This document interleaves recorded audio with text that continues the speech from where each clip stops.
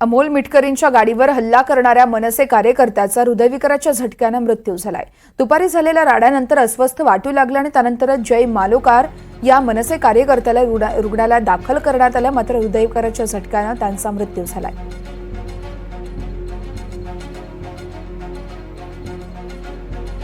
ही दोन दृश्य आपण पाहतोय। मनसैनिक जय मालोकार यांचा मृत्यू झाला आहे। काही वेळापूर्वीच त्यांनी दुपारच्या सुमारास अमोल मिटकरींच्या गाडीवर हल्ला केला होता। यावेळेस मनसेचे अनेक कार्यकर्ते देखील उपस्थित होते। त्यांनी कुंडी फेकून मारली होती, मात्र त्यानंतरच त्यांना अस्वस्थ वाटू लागल्यानं त्यांना रुग्णालयात दाखल करण्यात आलं, मात्र यावेळेस हृदयविकाराच्या झटक्यानं त्यांचा मृत्यू झाल्याचं डॉक्टरांनी सांगितलं आहे।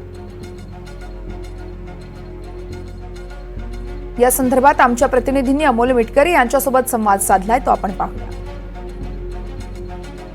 राष्ट्रवादी काँग्रेसचे जे आमदार आहेत त्यांच्यावर जो हल्ल्याचा प्रयत्न झाला होता आणि त्याच हल्ल्याच्या अनुषंगाने आज अकोल्यामध्ये निषेध मोर्चाचं आयोजन करण्यात आल्याची माहिती आहे।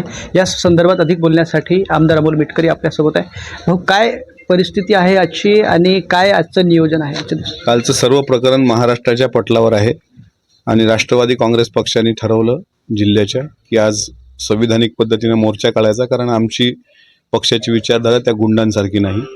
त्यामुळे आमचे जिल्हाध्यक्ष कृष्णराव अंधारे यांच्या नेतृत्वात आज अशोक वाटिका ते जिल्हा पोलीस अधीक्षक कार्यालय या ठिकाणी मोर्चाचं आयोजन आहे।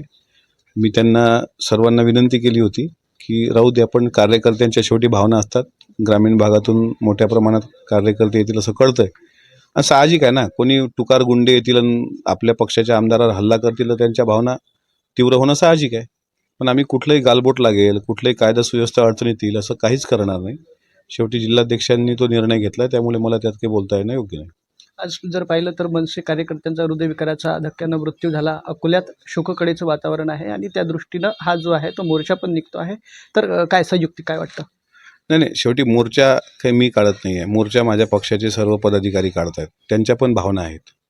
आणि जी तुम्ही सांगतायत ते तरुण व्यक्तीचं जे निधन झालं त्यांच्याबद्दल आम्ही शोक संवेदना व्यक्त केल्यात। आमच्या प्रधानाध्यक्ष तटकरे साहेबांनी पण शोक संवेदना व्यक्त केली। उलट माझा आज कार्यक्रम अजितदादाच्या वाढदिवसाच्या निमित्तानं अकोट येथील श्री श्रद्धासागर येथे वारकरी संप्रदायाचा अनंत आशा पुरस्कार देऊन महासन्मान मेळावा ठरला होता। तो कार्यक्रम दुपारी 2 ते 5 होता, पण मनसैनिकाच्या एका जाण्यानं आमच्या जिल्ह्यावर शोककळा आहे। तो कुठल्याही पक्षाचा कार्यकर्ता असेल, पण शेवटी तो एक उमदा तरुण एका कुटुंबातला यामध्ये जाणं हे फार दुर्दैवी आहे। ती शोककळा जिल्ह्यावर असल्यामुळे आम्ही आजचा कार्यक्रमही नियोजित रद्द केला। मला जे शक्य होतं ते मी केलं आणि त्याच्याप्रती माझ्या संवेदना पण मी कालच व्यक्त केल्यात। मनसेचा जरी कार्यकर्ता असला तरी तो मुळात कार्यकर्ता आहे आणि कार्यकर्ता गेल्याचं दुःख आहे, त्याविषयी शोक संवेदना सुद्धा व्यक्त करण्यात आलेल्या आहेत। एकंदरीतच कार्यकर्त्यांच्या भावना ज्या आहेत त्या लक्षात घेता कार्यकर्त्यांनी अकोल्यात मोर्चा काढल्याचं आमदार जे आहे अमोल मिटकरी यांनी सांगितलं। कॅमेरा पर्सन अभिषेक सह शुभम बायस्कर, NDTV मराठी।